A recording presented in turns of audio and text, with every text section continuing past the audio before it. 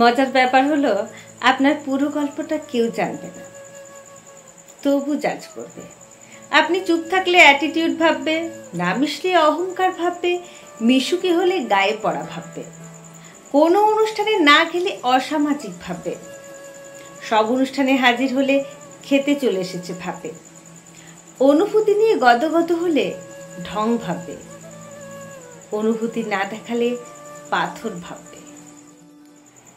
Publicly ভালো কিছু করলে শো অফ ভাববে, বিয়ে না করে 4টে বিপরীত লিঙ্গে বন্ধুর সাথে ঘুরলে চরিত্রহীন ভাববে,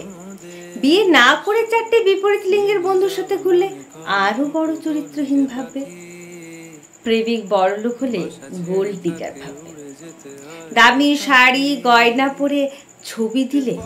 বরের টাকায় ফুটানি ভাববে, বাচ্চা না নিলে সমস্যা আছে ভাববে, হাত খুলে খরচ করতে জানলে টাকার গরম ভাববে,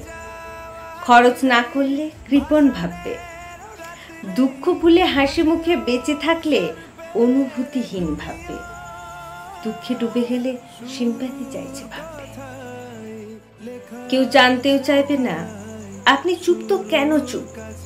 চোখে জল তো কেন জল, আর কাউকে বিশ্বাস করতে পারলেন না তো কেন পারলেন না, পাথর হয়ে গেলেন তো কেন হলেন, শুধু জাজ করবেন।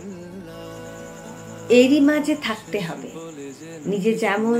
ঠিক তেমন করে, একটু হেসে পাশ কাটিয়ে, একটু মাথা উঁচু করে,